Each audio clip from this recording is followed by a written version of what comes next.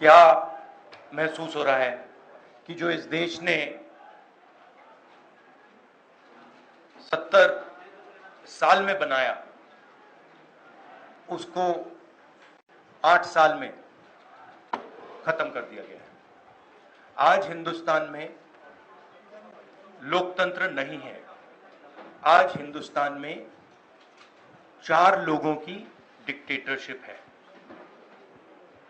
हम महंगाई के मुद्दे उठाना चाहते हैं, बेरोजगारी का मुद्दा उठाना चाहते हैं, जो समाज को बांटा जा रहा है उसके बारे में हम चर्चा करना चाहते हैं, यहां करना चाहते हैं, पार्लियामेंट हाउस में करना चाहते हैं। हमें ना बोलने दिया जाता है, पार्लियामेंट हाउस में हमें डिबेट नहीं करी जाती, अलाउ करी जाती है, हमें अरेस्ट किया जाता है। ये आज हिंदुस्तान की हालत है। आप सवाल पूछिए।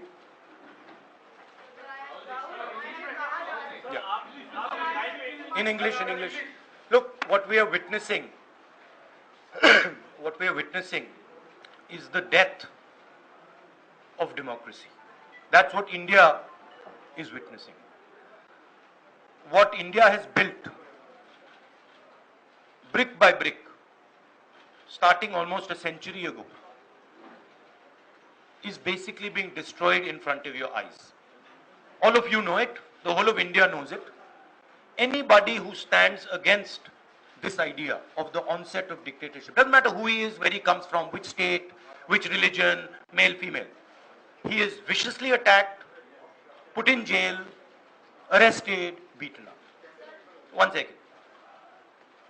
The idea is that people's issues, whether they are price rise, unemployment, violence in society, people's issues must not be raised. That is the sole agenda of the government. And the government is being run to protect the interest of 4 or 5 people, and the government, this dictatorship is being run in the interest of 2 or 3 small business, big business people by 2 people. एक minute अरे ऐसे था, एक minute Ashok जी कुछ बोलेंगे।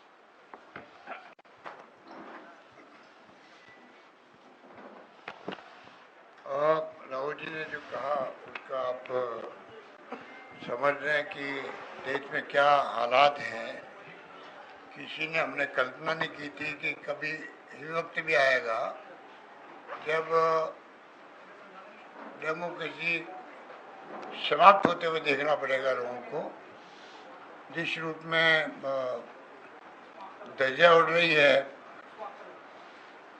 संविधान की, कोई कल्पना नहीं कर सकता। महंगाई हो, बेरोजगारी हो, जीएसटी हो, जो कुछ भी हो रहा है देश के अंदर, सुनवाई करने वाला कोई नहीं है। ऐसा पहली बार हो रहा है। आज अगर विधानसभा चलती है तब भी हम लोग डीएलओ की मीटिंग नहीं कर पाते जिले के अंदर कि विधायकगण, माननीय विधायकगण असेंबली बिजी है। और यहाँ पर आप देखिए खड़गे साहब को, सोनिया जी को, पार्लियामेंट चल रही है और आप बुला रहे हो। इसलिए मैंने उस वक्त कहा था कि ईडी का आतंक है देश के अंदर, आतंक है। ED, income tax, CBI. Rahul ji के नेतृत्व में हम लोग गए थे वहाँ सीबीआई के दफ्तर के बाहर रात को 2 बजे, 2:30 बजे। आज तक सुना था कि सीबीआई छापे डालती है पुलिस पर। पहली बार पुलिस छापा डाल रही थी सीबीआई पर। तो देश में जो कुछ हो रहा है वो खतरनाक खेल हो रहा है। डेमोक्रेसी खत्म हो रही है। अब समय आ गया है कि जनता को भी आगे आना पड़ेगा। आंदोलन कांग्रेस कर रही, विपक्षी पार्टियां कर रही है। जहाँ जिनको सूट करे वो साथ दे, वरना खुद के जो सामाजिक संगठन है, एनजीओ है, एक्टिविस्ट है, उनको भी कोई न कोई तरीके से सरकार के खिलाफ खड़ा होना पड़ेगा। मैं निवेदन करना चाहता हूँ। आज जो ये आह्वान किया गया पूरे देश भर के अंदर, लोगों को महसूस हो रहा है कि कितनी भारी महंगाई है, बेरोजगारी से हाहाकार मचा हुआ है युवाओं के अंदर। जीएसटी का जो नए कारनामे हो रहे हैं रोज के रोज, वो आप देख रहे हो। तो समय आ गया कि मीडिया को भी हिम्मत दिखानी पड़ेगी। जब जनता आगे आ रही है, मीडिया हिम्मत नहीं दिखा सकती, जनता आगे आ रही है, उसी प्रकार से मीडिया के मालिकों के ऊपर जो दबाव है इनकम टैक्स का, ईडी का, सीबीआई का, उसको उसको भी छोड़ना पड़ेगा। नेशनल हेराल्ड भी अखबार है वो, जब अगर एक न्यूज़पेपर पे हमला हो सकता है तो कभी किसी पे भी हो सकता है, दिमाग में रखिए बात को। आज मीडिया के सामने बहुत बड़ा चुनौती है कि वो बोल नहीं पा रहा है, बोलना चाहिए उसको। दाऊदी ठीक कह रहे हैं, वो हिम्मत नहीं दिखा पा रहा है, हिम्मत अब नहीं दिखाएंगे तो एक बात मैं कह के अपनी बात समाप्त कर देता हूँ। जो आपके मेरी बातें कहने की मेरे पास बहुत सारी, पर राहुल जी बैठे हैं तो मैं खाली एक बात आपको कह के अपनी बात समाप्त करना चाहता हूँ। जो मार्टिन लिनोमन ने कहा था, जब जर्मनी में हिटलर की तानाशाही हुई थी और विपक्षी विपक्षी बुद्धिजीवी सामाजिक कार्यकर्ता पत्रकार अल्पसंख्यक को निशाने पर लेने लगे, वहां की जनता चुप रही, सोच रही राजनीतिक लड़ाई है।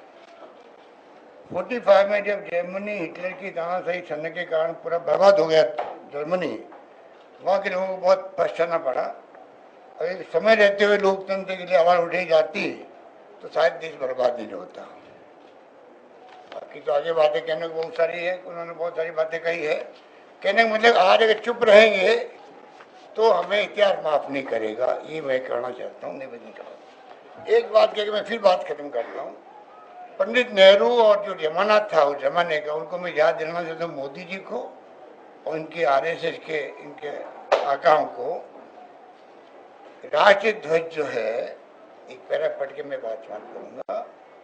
हिंदुस्तान के राष्ट्रीय झंडे को अभी मैंने फहराया है, पंडित नेहरू कह रहे हैं अभी मैंने फहराया है 29 के अंदर, मतलब पहली बार मैंने फहराया था। इस झंडे का क्या मतलब है? ये हिंदुस्तान की आज़ादी के प्रतीकों में से एक है, ये हिंदुस्तान की एकता का प्रतीक है। लेकिन याद रखिए, जब किसी मुल्क का झंडा फहराया जाता है तो वह फिर तब तक नहीं झुकने दिया जाता है जब तक कि मुल्क के अंदर एक भी आदमी जिंदा रहता है, एक भी आदमी जिंदा रहता है। आज आप लोग इस मौके पर इकट्ठे हुए हैं जबकि राष्ट्रीय कांग्रेस अपना सबसे ज्यादा महत्वपूर्ण अधिवेशन कर रही है और मुल्क की आज़ादी के लिए लड़ी जाने वाली लड़ाई में एक बड़ा कदम आगे बढ़ाने जा रही है। पंडित नेहरू कह रहे हैं आज जबकि आपने एक झंडा फहराया है, क्या आपके अंदर इस संकल्प की आग नहीं झलक रही है कि इसे झुकने नहीं दिया जाएगा? मैं चाहता हूं कि आप ये प्रण करें, इस झंडे की हिफाजत करने की पूरी ताकत आप में रहेगी और यह कि आज़ादी की खातिर आप अपनी जान को कुर्बान करने देने के लिए तैयार रहेंगे। जिस झंडे के नीचे आज हम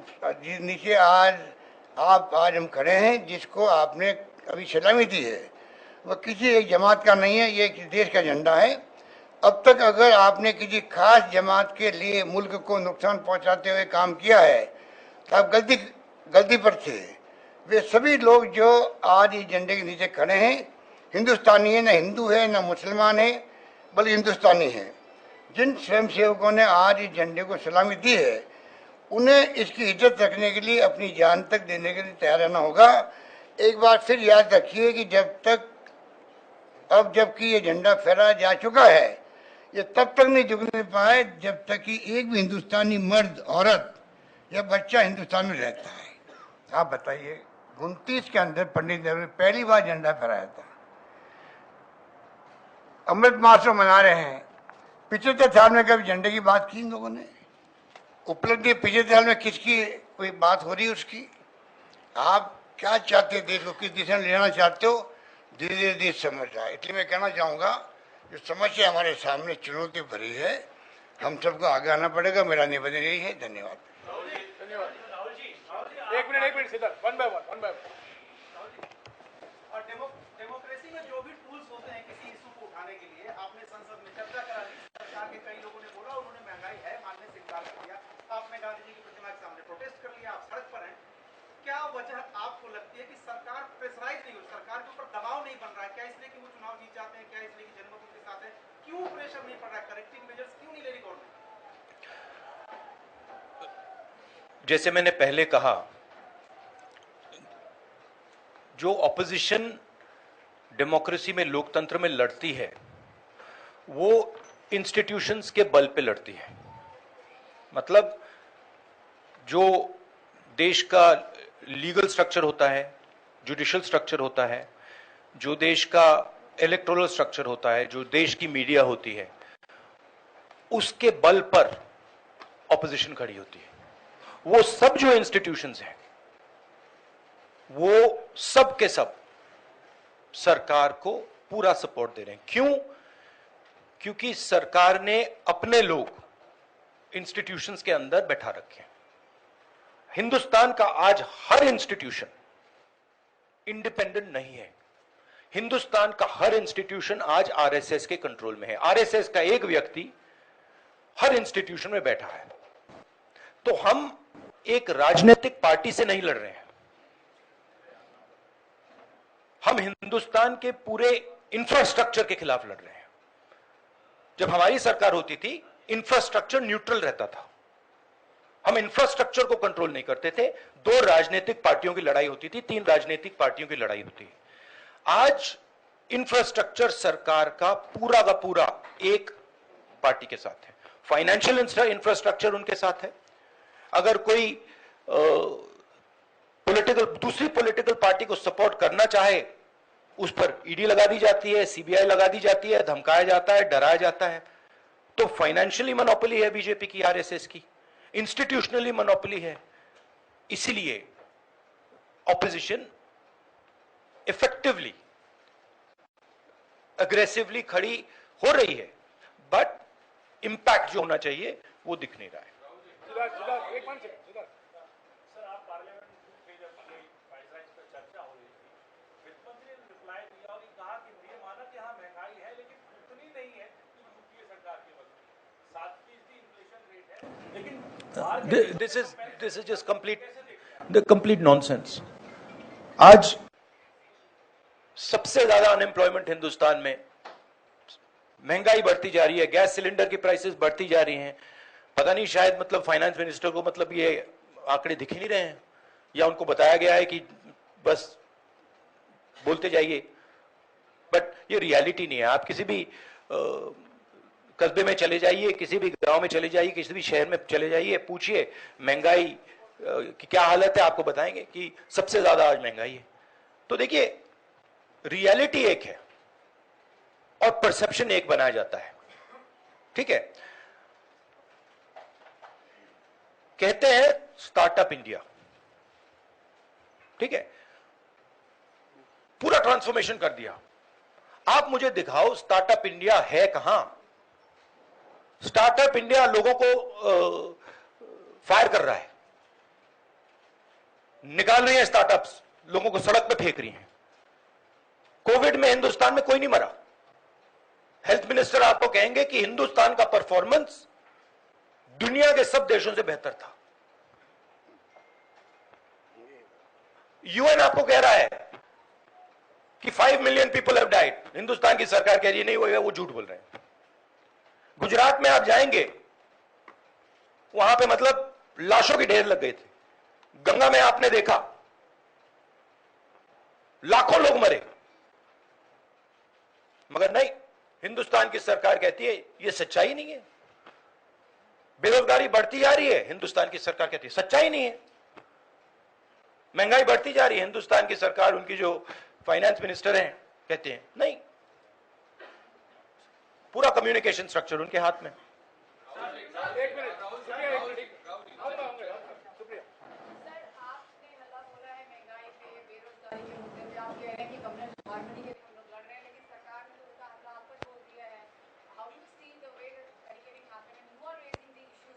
I understand one thing very clearly. The more I raise people's issues, the more I tell the truth in front of you, the more I will be attacked by the government. It's a simple thing.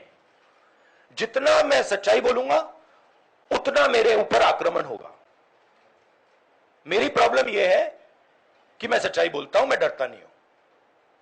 तो मैं अपना काम करूंगा, लोकतंत्र के लिए खड़े होने का काम करूंगा, महंगाई का मुद्दा उठाने का काम करूंगा, बेरोजगारी का मुद्दा उठाने का काम करूंगा, और मेरे ऊपर और आक्रमण होंगे। यह सच्चाई है। और जो धमकाता है वो डरता है। ये बात आप समझ लीजिए, जो डरता है वो धमकाता है। किससे डरते हैं? जो आज हिंदुस्तान की हालत है उससे डरते हैं। जो उन्होंने वायदे किए थे, जो उन्होंने पूरे नहीं किए, उससे डरते हैं। महंगाई से डरते हैं, बेरोजगारी से डरते हैं, जनता की जो शक्ति है उससे डरते हैं। क्यों डरते हैं? क्योंकि झूठ बोलते हैं। 24 घंटा ये लोग झूठ बोलते हैं।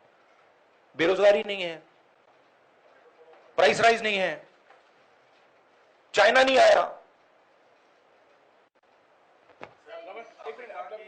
राजनीतिक दल को डराने की कोशिश सरकार के द्वारा होती है, वो डराने की कोशिश तो आपको, सोनिया जी को, कांग्रेस पार्टी को भी हो रही है।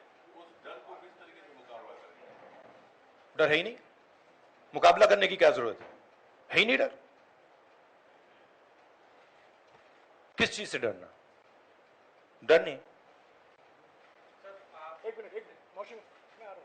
राहुल, ये लगातार कहा जा रहा है कि महंगाई बहाना है, दरअसल आप लोग का निशाना ईडी है। और दूसरा, एक तरफ जहां आप लोग बाहर सड़कों पर उतरे हुए, संसद के भीतर एक तस्वीर देखी गई जहां पर जिसकी शिकायत भी आपने स्पीकर से की, सोनिया गांधी के साथ स्मृति ईरानी जिस तरह से पेश आई, उसको लेके आपने शिकायत की, तो उस पर आपकी क्या टिप्पणी है? क्या ये भी देखिए, एक बात मैं आपसे कहना चाहता हूं, मैंने पहले भी कह दिया। मैं इस बात को समझता हूं कि जितना भी मैं जनता की इश्यूज को उठाऊंगा, जितनी भी महंगाई की बात करूंगा, अनएम्प्लॉयमेंट की बात करूंगा, कम्युनल हार्मनी की बात करूंगा, उतना मेरे ऊपर आक्रमण होगा। और मुझे अच्छा लगता है क्योंकि मैं आक्रमण से सीखता हूं। तो जितना भी है मेरे ऊपर आक्रमण करेंगे, मुझे फायदा होता है। I get great joy when my political opponents attack me. They are not able to understand this. I get great happiness. अंदर से मुझे बहुत खुशी होती है। क्यों? क्योंकि मुझे अपने जो आइडियाज हैं, अपनी जो सोच है, अपनी जो विचारधारा है, वो और समझ आती है। मुझे बैटलफील्ड जो है वो और समझ आती है। लड़ाई क्यों हो रही है मुझे वो समझ आता है, और उससे मुझे बहुत बहुत खुशी होती है। आप एक काम कीजिए, अगर आपको मौका मिले, जो ईडी ऑफिसर्स ने मुझे इंटेरोगेट किया उनसे आप जाके बात कीजिए, वो आपको बता देंगे क्या हुआ उस कमरे में। No supplement. मेरा सवाल है कि आखिर क्या मजबूरियां कांग्रेस पार्टी के सामने है कि आपको हर चीज पर साबित करना पड़ रहा है, चाहे वो झंडे को लेकर हो, महंगाई को लेकर हो, या कोई भी अन्य मुद्दा हो। कांग्रेस पार्टी को जनता के सामने ऐसा क्या मजबूरियां? कांग्रेस पार्टी को नहीं, हिंदुस्तान में कोई भी व्यक्ति किसी भी पार्टी का, non political, political, film star, कोई भी अगर सरकार के खिलाफ कुछ बोलता है, उस पे हिंदुस्तान के सारे इंस्टीट्यूशन का वजन पड़ जाता है। यह कांग्रेस पार्टी की बात नहीं है। मैंने जो यहां शुरुआत की, और देश को शायद यह समझ नहीं आ रही है और आएगी बात, लोकतंत्र आज हिंदुस्तान में नहीं है, खत्म हो गया है। Democracy is now a memory in India, it is nothing more, and there are consequences to this. You will see there are going to be devastating consequences to this, because the people of India are not just going to keep quiet.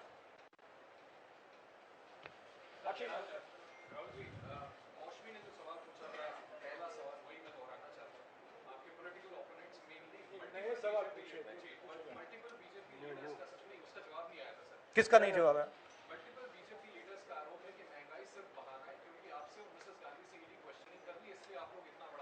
नहीं, question all you want. Question all you want. Right? There is absolutely nothing there. Everybody knows it. So question all you want. My job is to resist the idea of the RSS. That's my job. And I'm going to do it. The more I do it, the more I will be attacked. The harder I will be attacked. I am happy. Attack me. हाँ रंजीता। राहुल जी, आपने कहा आप हर तरह के attack के लिए तैयार हैं। अभी हम वोटिंग कर रहे थे तो आपकी कार्यकर्ता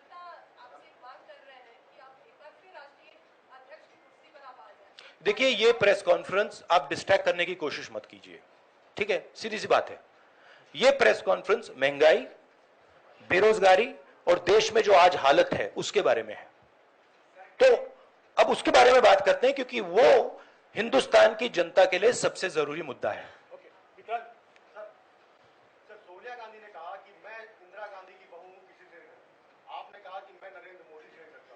तो क्या नरेंद्र मोदी आप लोगों को डरा रहे हैं? कोई तरीका आपको लगता है? मैंने आपको बोला डर नहीं है। अगर आप क्या डरा रहे हैं तो वो डराने की कोशिश करें, करते जाएंगे, कोई फर्क नहीं पड़ता।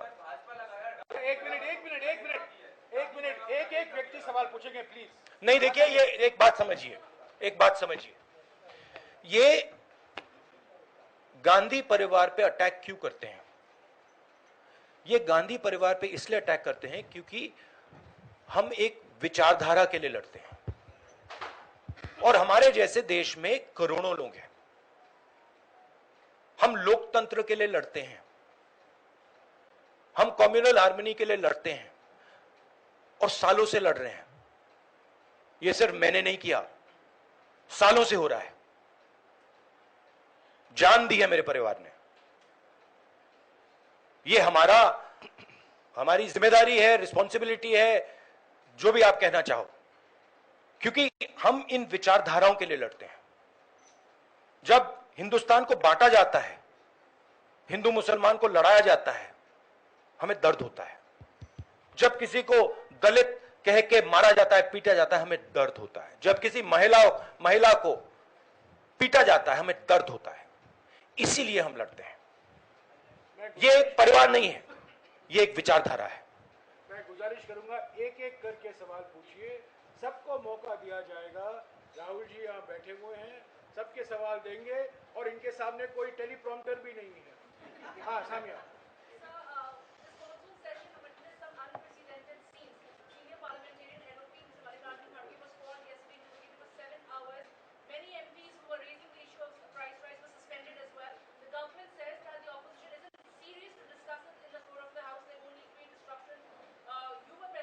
We have been asking for a discussion on price rise. No discussion was allowed. Practically no discussion is allowed in Parliament. The Chinese troops came into India, they occupy India, no discussion is allowed. Unemployment we want to raise, no discussion is allowed. Price rise, no discussion. Agnipath, no discussion. No discussion is allowed. It is much more beneficial for us to have discussion in Parliament. We demolish the government every single time we have a discussion in Parliament. Right? 1 second, please let me speak. Right? We demolish the government every single time we have a discussion. You're aware of it. They don't want a discussion. They can't face a discussion. That's the truth. And this is not only a Congress issue. They cannot face a discussion with any opposition party.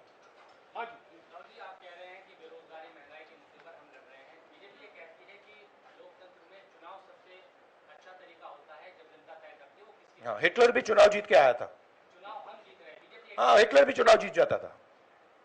Hitler चुनाव कैसे जीतता था? Hitler चुनाव ऐसे जीतता था कि Germany के पूरे इंस्टीट्यूशंस उसके हाथ में थे। उसके पास एसए थी, पैरामिलिट्री फोर्स थी, उसके पास पूरा का पूरा ढांचा था। मुझे पूरा का पूरा ढांचा दे दो, फिर मैं दिखाऊंगा आपको कैसे इलेक्शन जीता जाता है। You see, please understand. What? Sunil. Sir, you were saying about your family and your fight, and you're fighting for an ideology. Some would ask that Mr. Rahul Gandhi should now take over the leadership of the Congress party and fight for this, especially when you're talking about price rise. Sunil, he has already answered that question. He has said that this Sunil, please refer to the earlier answer.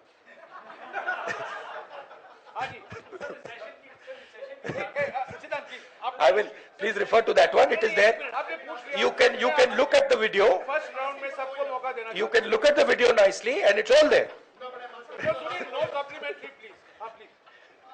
Rahul, जब लोकसभा में बहस हुई थी तो निर्मला सीतारमण ने कहा था macro economic fundamentals हमारे परफेक्ट हैं, इसलिए श्रीलंका से अगर I think the macroeconomic fundamentals that she's talking about is something else. I don't think the finance minister has any understanding of what is going on in the economy of India. Zero understanding, right?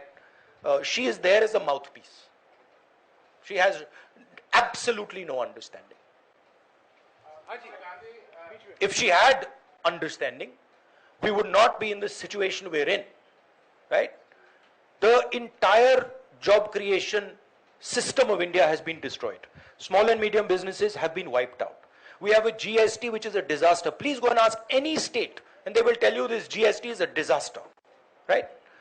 We have the highest unemployment in the country. Price rise across the board. And the finance minister is saying there's no problem. Fine. एक minute यार, एक minute, एक तरीका है सवाल पूछने का।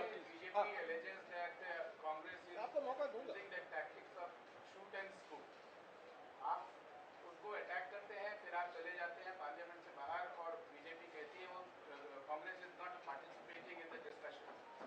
Please refer to my earlier answer, which I had just given, about the importance of debate and how we are not allowed to debate in Parliament.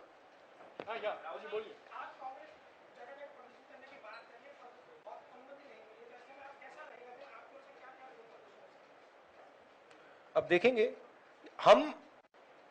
हमारा काम विपक्ष का काम है। एक तरीका चलेगा नहीं चलेगा उसको हम टेस्ट करेंगे, दूसरा तरीका टेस्ट करेंगे, तीसरा तरीका टेस्ट करेंगे, मगर हम रेजिस्टेंस को नहीं छोड़ेंगे। Last two question. आखिर में एक मिनट यार, एक मिनट सुनिए, रुक जाइए प्लीज। राहुल, आपने कहा कि विपक्ष को खत्म करने की कोशिश है, आपको डराया जा रहा है, अटैक किया जा रहा है, क्या इस बात का भी आपको अंदेशा है कि आपकी या सोनिया गांधी की गिरफ्तारी भी हो सकती है? मैंने आपसे कहा आप जो भी करना चाहते हो करो, कोई फर्क नहीं पड़ता मुझे। It does not make me any difference. You have to understand this. You have to understand the culture I come from. It does not make me any difference. I will be the happiest person. Rahul ji, विपक्ष जो है, जैसे कि पश्चिम बंगाल में ममता जी विपक्ष में, महाराष्ट्र में NCP आपके साथ है, लेकिन इस आंदोलन में आज आपके साथ नहीं। इन्होंने कहा है ये प्रेस कॉन्फ्रेंस महंगाई, जीएसटी और आर्थिक मुद्दों पर सीमित है, और इसी पर अगर आपको सवाल है तो पूछिए। जी राहुल, आपने जिक्र किया कि विपक्ष की जो मजबूती होती है वो संस्थान होते हैं, इंस्टीट्यूशंस होते हैं। हमने अभी देखा कि पीएमएलए को लेकर जिस तरह से लगातार आप भी हमलावर हैं, पीएमएलए के जो प्रावधान थे उसके खिलाफ 242 याचिकाएं सुप्रीम कोर्ट में दी, लेकिन सुप्रीम कोर्ट का एक आदेश आता है और उसके बाद भारतीय जनता पार्टी कहती है कि अब विपक्ष के नेताओं पर और ज्यादा सारे के सारे हिंदुस्तान के इंस्टीट्यूशंस आज आरएसएस बीजेपी के कंट्रोल में है। सारे के सारे, एक नहीं बचा है, सारे के सारे। तो जो ऑपोजिशन का आइडिया है, ऑपोजिशन के ऑर्गेनाइजेशंस नहीं, ऑपोजिशन के का जो आइडिया है उस पर आक्रमण हो रहा है। साथियों एक मिनट,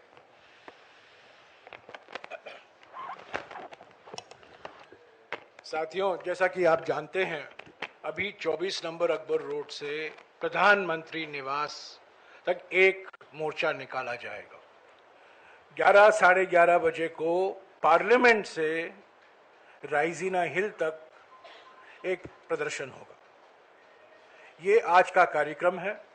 आज राहुल जी हमारे बीच में हैं, उन्होंने सभी सवालों का जवाब दिया है। एक तरफ एक व्यक्ति हैं जो बैठकर आपके सवालों का जवाब देते हैं, दूसरे तरफ एक व्यक्ति हैं जो 8 साल से एक भी प्रेस कॉन्फ्रेंस, एक भी प्रेस भेंट नहीं की है। एक तरफ एक व्यक्ति हैं जो बिना कोई कागज के आपके सवालों का जवाब दे रहे हैं, और दूसरे तरफ एक व्यक्ति है जो टेलीप्रॉम्प्टर जीवी हैं। तो ये आपको साफ दिखाई दे रहा है। और जब मैं सिर्फ ये कहना चाहता हूं, जो राहुल जी ने अभी कहा मैं उसको दोहराना चाहता हूं। सबसे मुख्य बात जो राहुल जी ने कही मेरे विचार में, उन्होंने ये कहा, जो धमकी देते हैं वो डरते हैं, जो राजनीतिक प्रतिशोध में विश्वास रखते हैं वो डरे हुए हैं, और जो लोगों को डराते हैं और जो चर्चा से भागते हैं, जनता के मुद्दों से भागते हैं, वो डरे हुए हैं। ये उनका मुख्य संदेश है। शुक्रिया। एक बात मुझे कहनी है